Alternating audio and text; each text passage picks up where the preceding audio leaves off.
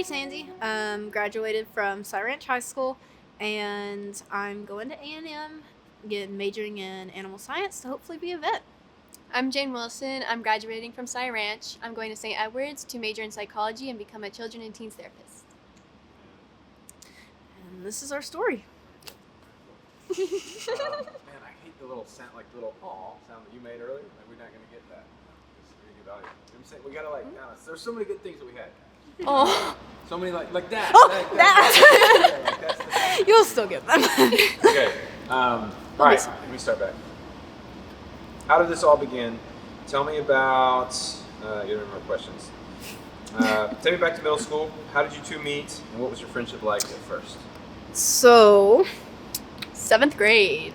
I think we met in athletics. Yes, we were both in cross country. Yeah, so we ran together-ish in the same group. And then I think we started hanging out with the same group of friends, and that kind of got us to know of each other. We weren't really close. Yeah, until 8th grade.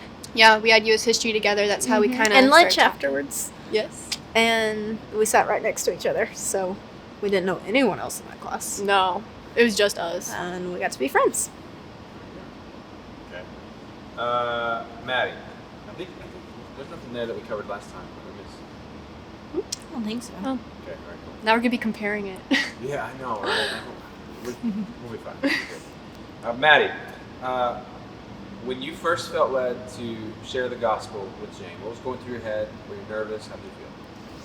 I was really nervous. I had only shared the gospel once before with someone, and it wasn't that deep of a conversation. My friend had drawn out a gay flag and told me that her parents had just divorced and her mom decided to be gay, and was saying everything happens for a reason, so I guess this is right for her. And so we had a conversation of yes, everything happens for a reason, but sometimes that reason is sin, and it's because of human nature and not because it's good. And so that was my only experience talking about Christ with someone, was saying that God is not the reason for everything. Sometimes it's sin and it's our rebellion against him. So whenever I felt the Holy Spirit telling me hey, go to Jane, tell her about me, I was like, ugh, I don't know what to say. I don't know what to do. I had no idea what was going to happen, but I decided, you know what? Here we go. If you're going to tell me to go there, I'll go there. So were you, how did you think that conversation was going to go? What were the two options you felt like you were going to? So walking in, I was like, either Jane is going to accept this message and I'm going to gain a sister in Christ and everything's going to be good, or she's really going to hate me and I'm going to lose my best friend and this is going to go really bad. One extreme or the other was what I was prepared for. So mentally building up of, okay, either we're going to rejoice over this or I better be ready to feel some pain. What was unexpected about her response? When Jane, after the conversation, Jane looked me in the eye and goes, "Thank you so much for sharing this with me, because I know it means a lot to you, and it means that you love me, and that you want me to have a good eternity for you to share this for me. But it's just not my truth." I was like, what? Wait a minute. One or the other. There's no middle. You don't get a middle option. Things have to change. We don't just get to stay as we are. And that blew my head out of the water. I was like, I don't know what to do with that. I'm a middle option. Hey. All right, Jane. So when Maddie first brought up Jesus to you, what were you actually thinking? What did you think? Last time, I loved what you said of Maddie's one of those. You know what I'm saying? Tell me about it. Sorry. I don't mean to. Honestly, I took it well, especially my response. But in my head, I was just like, come on. Because I thought we had a good thing going. And my biggest thing is when people made it about religion, I just kind of got really uncomfortable. So in my head, I'm just like, dang it, you had to ruin this or whatever. But I wasn't confrontational. I didn't want to be. And I loved you as a friend. So I wanted to keep that. So I was just like, okay, smile and nod. But the whole time I was just like, big info dump on me. I don't really. I was upset, but What- I just thought I'd keep going. What? Sorry, I didn't cut you off. I forgot this. What? You're good. What was your impression of Christians? Honestly, and I didn't really have an opinion based on research. I just kind of took what people said around me or in my circles and stuff. I automatically assumed that Christians were more self-serving, judgmental, just not really accepting of other people, based on what I'd hear about like history, but also just others' opinions. And because of that, I kind of hardened my heart, not only just to Christianity, but religion as a whole. I wasn't really open to talking about it, and it was just really uncomfortable every time it was brought up. So tried to stay away. But So you just smile and nod. smile and nod. Give us that. Smile and nod. Yeah. Okay. So when the topic came up, Maddie would bring it up, and you just sort of tuned out. Oh yeah, I just kind of hoped every time like I'll just forget like, oh, she didn't just bring that up. She won't bring it up again. I didn't really think about it. I just acted like it did not happen. I never caught on to that. Maybe I'm oblivious. I don't know. But you tried. You kept going. You're amazing, but I just did Oblivious, stubborn, one of the not. two. No. All right, cool. I feel like we're flying through this, but I also feel like y'all have thought about our answers now, so we're getting to it. All right. Anything in this? Oh, cake. Chocolate cake. Yes, That- I chocolate knew it was cake. gonna be something. Okay. All right. So we were talking about heaven. Right? I remember this conversation so vividly. She says she doesn't Wait, remember wait, it. Set this up. 8th grade. 8th grade lunch table. Okay. We sit Yes. together. We only really know each other in the class, so we always just buddied up, right? I'm like, Jane, heaven. She's trying to bring it up again, Like, and it's obviously, so good because we're with God and there's only good in God and there's none of this pain from this earth. So it's, golden streets and we're praising God and we don't need anything. and I'm doing my tune-out thing, not listening. But this is the one time I decide, you know what? Let me listen. And the first thing she said that, and I caught on to how we wouldn't need any worldly things. And I was like, what do you mean we're not going to need anything? And she was like, well, God's going to provide. And she was all happy and confident. Yeah. And I was like, so we're not going to have food. We're not going to have chocolate cake. I don't know if there'll be chocolate cake or not. I You're just know we won't want it. We won't Your need it. confidence, whew, I could tell. And I was messing with you the whole time. But you were like so serious. And I just turned such a good conversation to just absolute nothing. An argument. Into an argument that I was having fun with and you were stressing out. So I was like, it how was do we get fun back on for track? me. It was fun for me, but Where did we take the left turn? Will there Oh. be chocolate cake? So do Will we know there? now? Will there be chocolate cake in heaven? we're going to Uh-huh. have to figure it out. We have to. We won't. Stay tuned. I have the same answer. We won't need chocolate cake because we will have God and we will be fulfilled in Him. But if it's there, But if it's- bonus. Who knows? Who knows? We'll see. I think if cake is good here, if God is a giver of every good and perfect gift, and we get like unadulterated God in heaven, then the gifts of God are also better. I think So- it's going to taste better. It's going to be amazing. We get perfect chocolate cake that doesn't make us gain weight and Yes! Glorified bodies don't get it. All right, here we go. The bus moment. Okay, so this is the most important part, I think. I think everybody's going to connect with like your nervous mood, Yeah. and everybody's going to connect with your like the hope is found in your like. Actually, I really was wondering about that question. Mhm. And you didn't know it. yeah. You like felt it and then began to want it. Want Mhm. to want to believe it. Yes. Yeah, that. Okay. All right. So, so everybody will kind of slow down, and we'll kind of really let this one sit. Maddie, walk me through that bus ride. What were you feeling? What were you thinking on the ride? The whole ride, right before you finally said something. Right? Like talk us through the trying to get into the conversation, Yeah. but not knowing. The last time you did a really good like gospel presentation, and you talked through the 3 circles. If you want to do that, you can. You don't have to do that. I think that's beautiful, but don't try to recreate it. Just Yeah. let it go. Does that make sense? Okay, cool. Ready? Go. So I had felt the Holy Spirit pulling me back to Jane. This was sophomore year. Mhm. And so like a year and a half, 2 years after we'd had that conversation in 8th grade. And we had started being friends again and getting into it, but I felt drawn to her. And one day I was like, you know what? This bus ride home, I'm going to talk to Jane. You've been praying for it too. Yes. Yeah. Say I that. have been praying for Jane. So the in-between, like our freshman year, we weren't as close. We didn't have any classes together.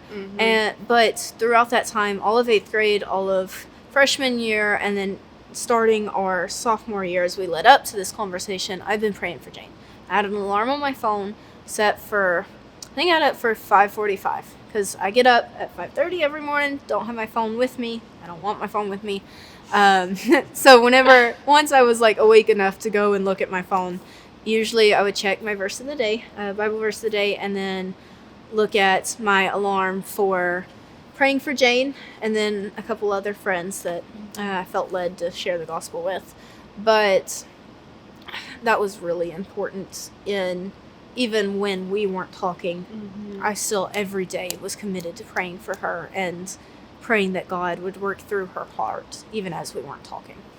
And then, as I'm praying for that, it's like, okay, you're getting to know her again. Y'all are getting close. Talk to her. Bring this up. And it's like, okay.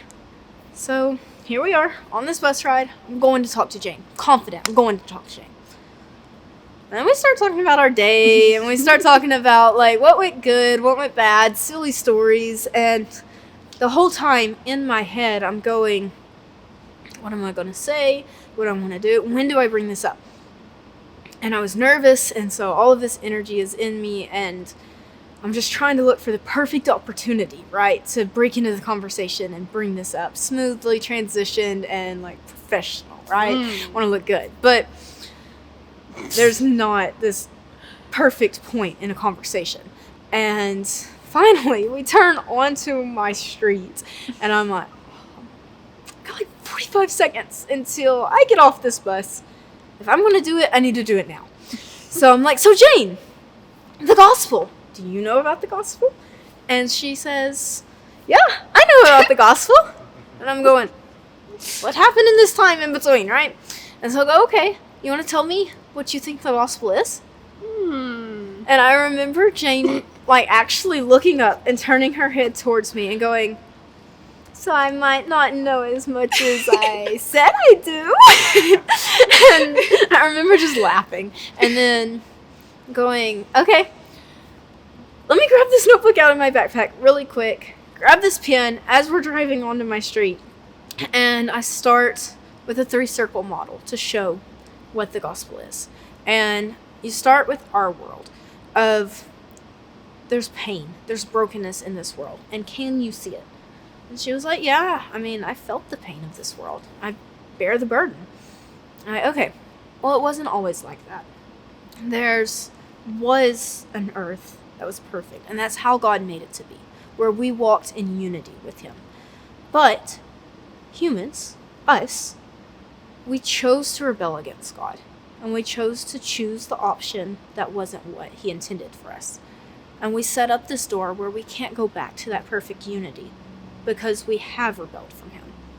And that's what put us in this broken world, the sin that we have brought. But God loved us so much that he didn't want to leave us there. He wanted to be with us.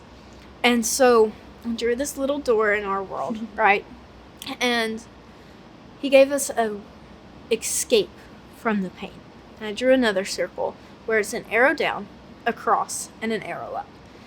That's Jesus, sent down from God to live a life as a human, to walk through everything that we walk through, but to live it perfectly and never to mess up. And then he died on the cross for us. And he took the whole weight of the sin of everyone in this world and bore it on his shoulders so he could take it off of ours. And that after the cross, he died on the cross and was buried, but he didn't stay there. He rose again. And by rising again, he conquered death. And those sins and the weight and the pain and all of this that he took from our shoulders, he left buried. And he took it away from us. By rising, he conquered death, and we can follow him in that. And because of that, we can rejoin the perfect world of unity with God. But it isn't just for eternity, where we'll be in heaven and talking and with God.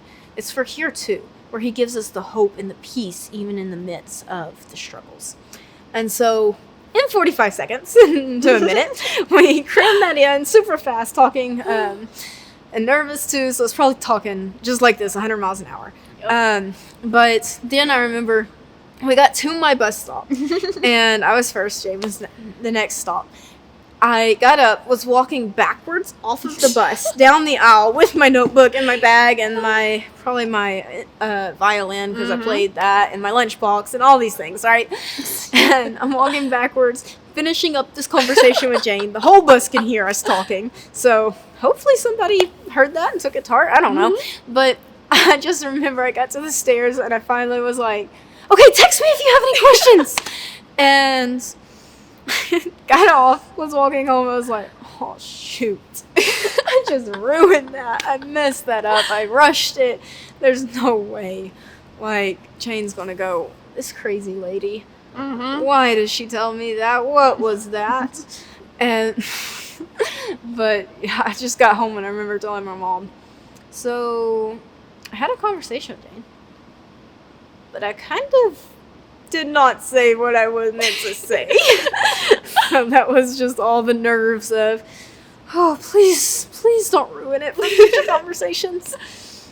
All right, so Jane, tell us, so Maddie kind of caught us up from that initial conversation, chocolate cake conversation, and years up to then, to that moment. Can you do the same? So kind of, you've been putting her off, you've been, thinking, but then you had this question of like evil. Why would, right? Yeah. Yeah. How did this? We'll do a catch up. Yeah.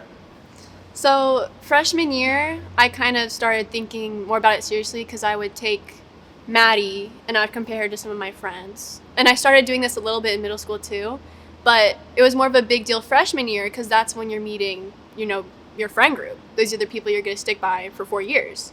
So at first I was drawn towards people kind of like in middle school who were all these gossip hubs. And I kind of realized that what once satisfied me in the past it didn't really fulfill me as it did anymore. I didn't find joy hearing about this or everyone's business.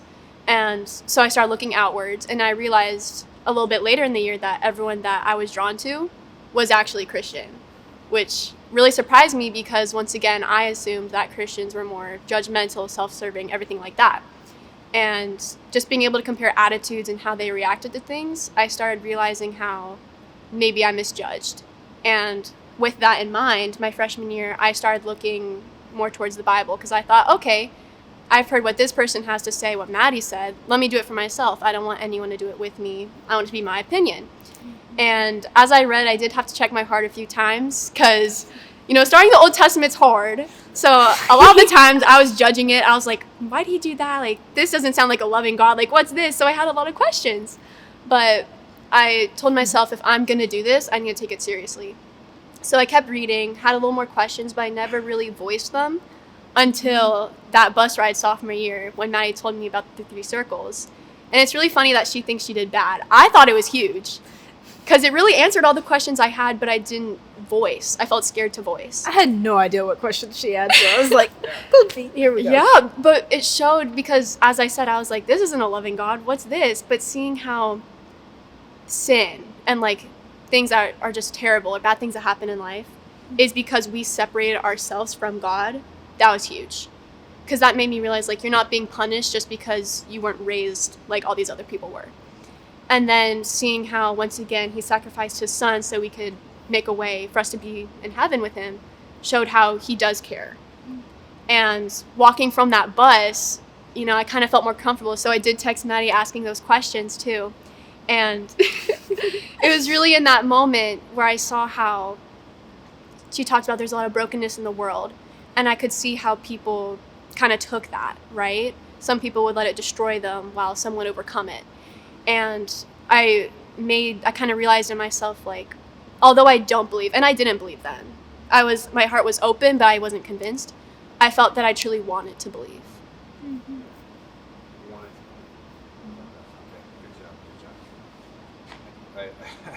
It's funny listening to you guys now after doing the whole conference. I can see us like weaving lines that would Y'all are so smart. All right.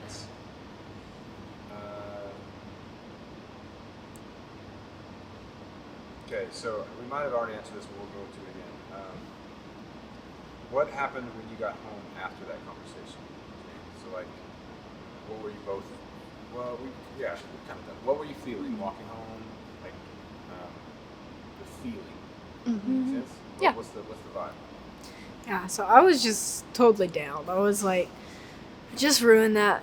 Hopefully I'll get another chance at a conversation. And I remember praying specifically, Lord, I know that I can't do anything. So even though I might have messed up the words, would you do your miracles in her heart? And that was just the main thing I focused on, of even though I thought I messed it up horribly, God, can you take it and do something with it? So then, Jane, did you like immediately, like, were you like word vomiting questions? You know what I'm saying? What was the first question like that you texted her? I remember. I do I don't actually. remember. I remember. My first question, it was mainly focusing on Jesus dying on the cross, and my main thing was about God's grace. Like, why would he do that? We're so undeserving, clearly. Why would he set forth to do that? Because in my mind, that was crazy, you know? And I was very conflicted after that conversation, just because I saw the good, but also it went against what I believed personally too. Yeah. And so I kind of had to check myself, like, I need to take this seriously. I need to actually figure out what it is I do believe and make it my opinion. I'm not doing this for someone else, right? And that was my main, very freaked out, but I definitely asked questions. What was it specifically about God's grace that changed things for you? Like you kind of hit it on it. Yeah. Articulate that again. It was just because I felt like it was so strange. I guess that forgiveness, just because I didn't have that forgiveness within me, you know, how people would react to things too, like being more positive, uplifting. Like, I would walk with anger. That was my big thing, and I still struggle with that too, with like grudges and stuff. But seeing how it was easier to walk with love too. But I just felt so undeserving of that, which is why I felt the need to ask that question. But his grace, I mean, even now, like, I felt it so much. Like, that's, like, every time I doubt, that's what I think back on too. Just because that's so hard to understand when you don't believe. But once you feel it, it truly does, like, make a wave. Yeah, If that makes sense. it's great. It's good. I think God's grace is like one of those. Like we are saved by it, but we never grow beyond it. Yeah. It's like it's always what we go back to. And it's like it's good. All right. So fast forward.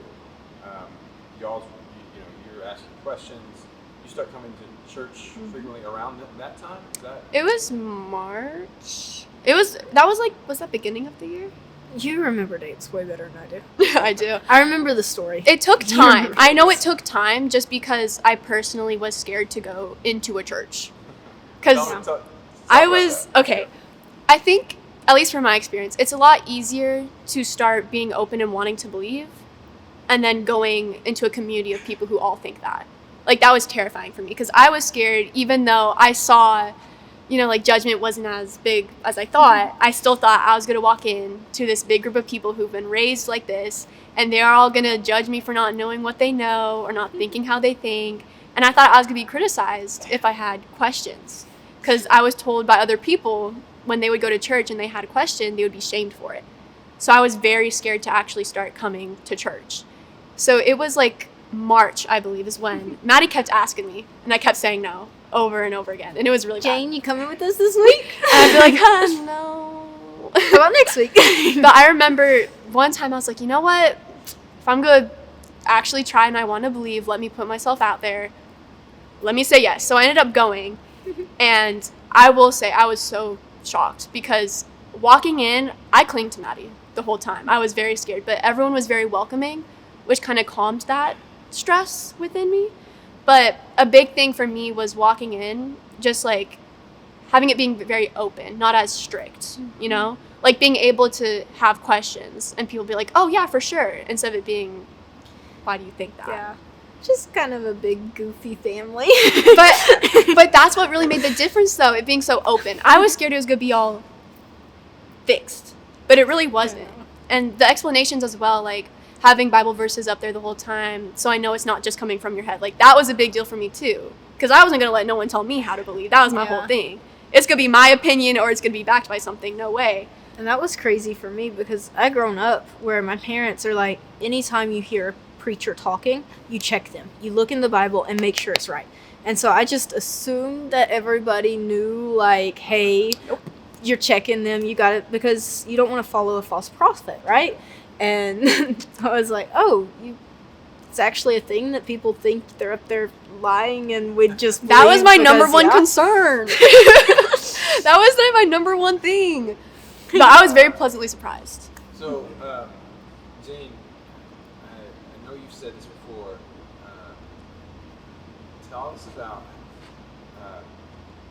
you wanted to believe, and I think you articulate that well because of the life you saw Christians living, the difference. So start there, and then talk your grandmother passed, and how God met you, and like kind of you were in this place where you weren't believing, but you wanted to, so you were praying some, but you were, you felt like you were doing it wrong. Yeah. Like, what? Like, you could go to that, and then the next question will be the couch moment. Yeah. Okay. So I knew that I wanted to believe, and having that in me, it was confusing just because that was kind of against everything that I put myself out there. Like, I would judge Christians and be like, y'all just believe that there's some guy upstairs. Like, y'all are crazy for that, right? So I didn't really know how to pray. Honestly, I was just saying statements, if I'm being honest, at first kind of going through the motions. And then when we started coming to Wednesday nights, I kind of learned more, started praying more correctly, if that is even a thing. I don't think that's even a thing, but it felt right. It felt more personal, like it actually meant something too. And having that feeling that it was like intentional made me more like this is what it is. And I remember just always thinking back to His grace. There was a time, it was my junior year, and all this happened, right? So I'm feeling at a high, like I have all of this like in me, like I feel like I'm on top of the world. I believe like God's with me all the time.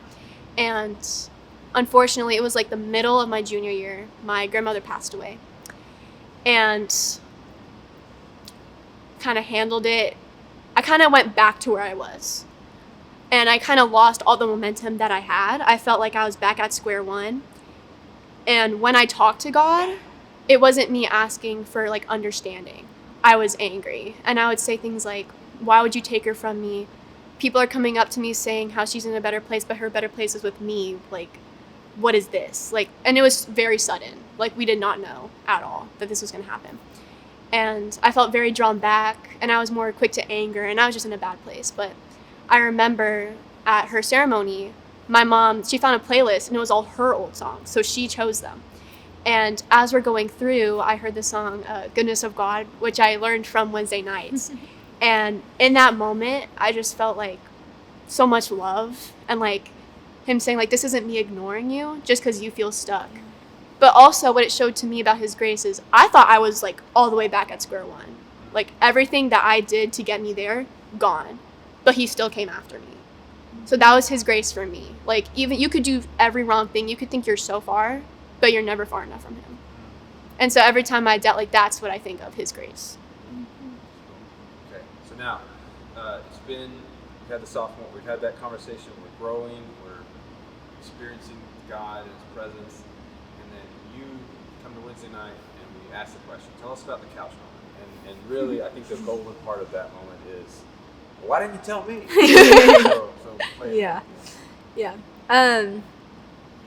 So I had been watching Jane and just live her life, and I could see this joy in her and this peace and the difference in a way she was reacting to things and just living. And I was like, okay, so I knew she was asking me a lot of questions about God and starting to read the Bible a little bit, and that kind of made me wonder, where are we at, right? So one Wednesday night, we were here at church, and we just sat on one of these couches right here, And I asked her plain. I said, okay, so Jane, where you at with Jesus? And I don't sugarcoat things very well. I just Don't. asked her, right? And Jane looked at me and goes, well, I actually got saved a couple months ago. Oops. What? Why didn't you tell me this? Like, that's huge. We need to celebrate. Like, what? Why did I know this, huh? And it completely blew my mind. And I remember, like, sitting there in shock at first. And then getting up and just wrapping her up and almost knocking her off the couch, right? So then we're both dying laughing because I almost body slammed her. I was so excited, but I was also like, you didn't tell me that? But after I got home and was thinking about it, I was so glad that she hadn't just told me the day after or when she got saved. And I could see the change in her life. Because to me, that showed she didn't do this for me. She or anyone else. She wasn't trying to fit into this crowd she had started hanging out with at church or at school, the new group we were forming. She wasn't trying to fit in. She wasn't trying to please anyone. She really wanted that connection with God, the personal connection. And that was so beautiful to me that she was searching for the personal relationship with God, and she didn't feel the need to, like, publicize it and make it to where it's showy and, hey, I'm a great Christian now, right? It was honest, and it was just real. And that was so beautiful to me. How did you feel in that moment? I didn't really feel like I had to share it. Honestly, that's the weird thing for me. It just felt more like open, but it was exciting. I felt very, very loved in that. But it was cool. I really started believing just having this community, being able to come back here, more of like a routine, like actually voicing my questions, not being kind of ashamed for having them. But also just talking to some family members, some external family members, not just like my parents, but my granddad. I told him about it, and he just had this whole conversation with me. He was very excited, but it was more personal coming from someone who like You've grown up with. yeah, someone I grew up with, but like I could see so much love was behind it, and having that opinion, but like that perspective as well, really just showed me how like this is real, like this is love, right? And how it really changes you, and I don't know, it's really impactful for me. Yeah. Okay, so Jane, this is the last three questions. Just warm, reflective, kind of like we're wrapping up. How have you seen your life different? How are you different now after walking with Christ? Yeah. Personally, still am. I'm not like completely new or better or anything like that. But I walked with a lot of anger, grudges, especially towards like small things, but also like some family as well. And I kind of saw how I started looking more with like positivity, but also forgiveness in a way too. But patience with other people, because I was I was kind of attacky, especially in middle school, but I kind of saw how my reactions to things changed and how I would see that through other people as well. But also how I was walking not just to prove a point or make myself right, but to actually get somewhere and go somewhere better. And I saw that kind of change in my heart where the point wasn't for me to get my way, but it was the better way. And also just to have like good in a way, but like wanting good, not kind of seeking for myself, which is weird because I thought Christians were all self-serving and judgmental, but I kind of had to humble myself and really check my heart where it was like, am I just doing this because I want this, or am I acting this way not because I deserve it, but because I want it? Or do I need to be a little more humble to move forward? And I kind of saw more compromise, but also more peace. And I didn't expect that part. I thought I would be upset or like not satisfied because I didn't have what I wanted or like what I thought.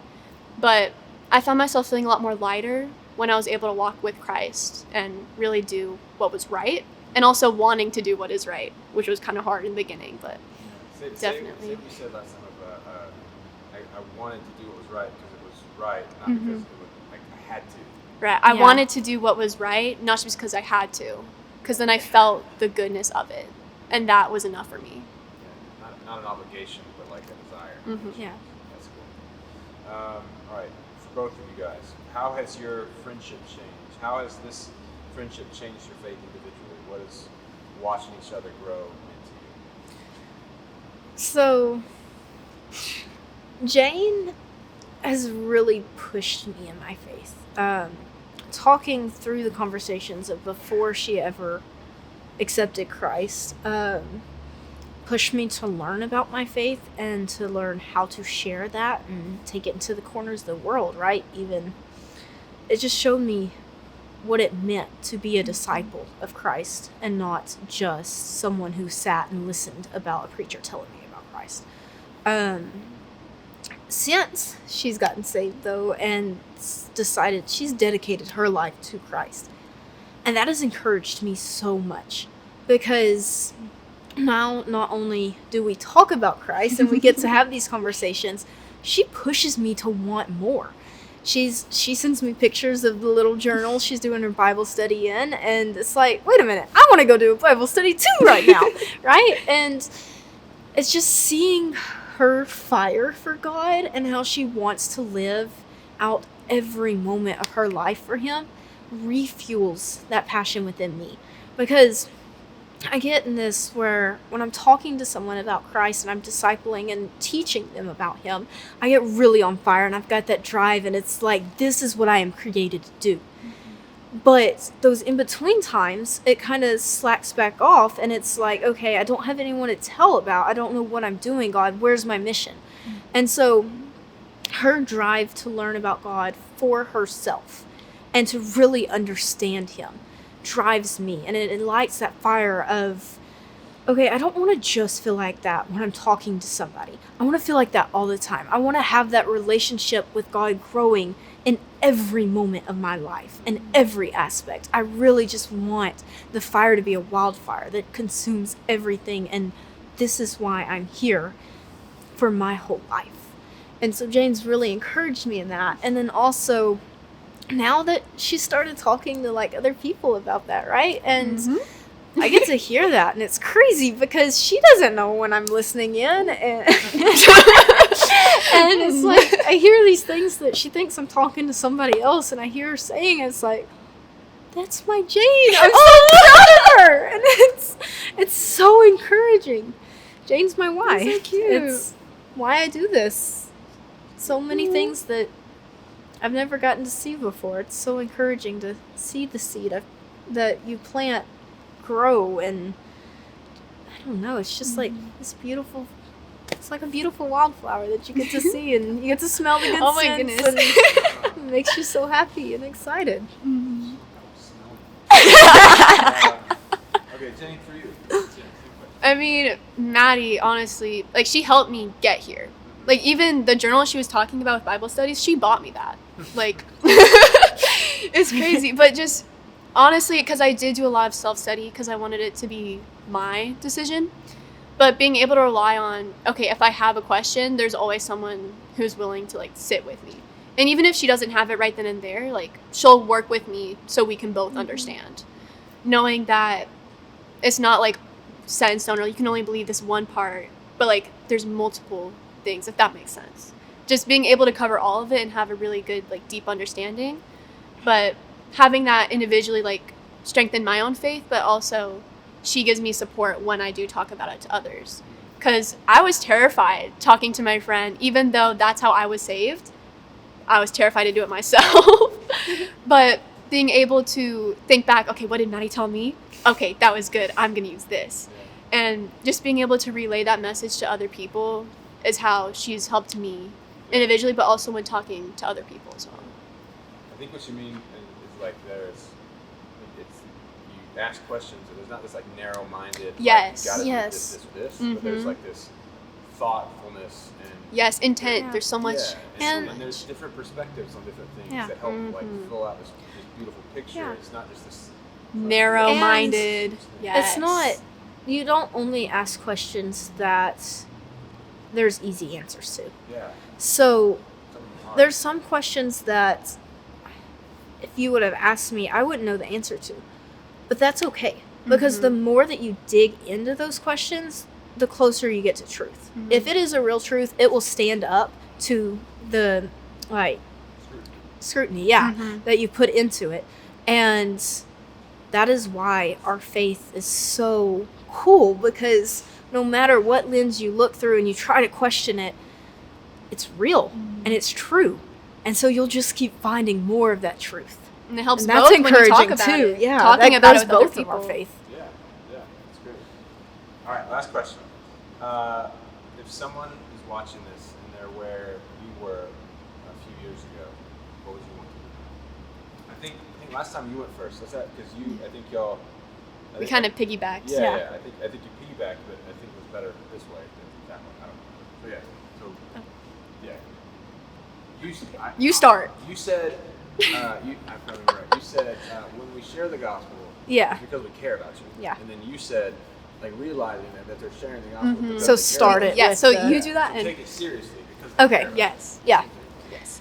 So, the main thing I would want somebody to know is that I'm not telling you about the gospel, and nobody who is living for Christ should want to tell you about the gospel in order to win another argument. We're not trying to be right, because there's tons of other stuff in life that I can be right about. This isn't one of them that I just want to talk to you and, okay, my way or the highway. Whenever I want to tell you about the gospel, it's because I care. And there's the relationship that we have built, and that hopefully anyone sharing the gospel will take the time to build with you, is so important to us. We're not coming in here to try and make little models of what we think you should be. I want you to feel the love that I have for you. And that's the driving reason behind why I want to share the gospel. Because I cannot love you and talk to you and spend this time with you without feeling pain at knowing what you would go through without God. Because there's so many times in my life where I just hit rock bottom and I have nothing left. And I cry out to God and say, God, I don't have the strength. I don't have the knowledge, the wisdom. I don't know what to do. So you have to do it for me. In this moment, like, I need you, God, to step in and be what I cannot be. And so even thinking about what someone would feel in those moments without God tears me apart. And that's just on this earth. And then an eternity without God, I can't imagine the pain and the suffering that would go through in that. And it tears you up inside, and I don't want you to go through that pain. I don't even want to think about that suffering you would go through without God. And so my heart behind sharing the gospel is to not make you go through that unnecessary pain. I want you to have the hope and feel the peace that God can give us, and just the joy that even in the hard struggles, there's joy. And it's only because of God. And I want you to know that, and I want you to feel it. Kind of piggybacking off of that, coming from someone who, like, you would never catch me saying this or agreeing with her years ago. Like, I would have shut this down so quick. Sharing the gospel or being told about it is the kindest thing you can do for someone. And if someone does that, it's not to judge you because you don't believe what they believe, but it's all love. So if you're going into something, it's going to be uncomfortable. I was uncomfortable. But it's so important because to them, like, it's everything. And now, like, I can say it is everything. So you have nothing to lose. Go with an open heart.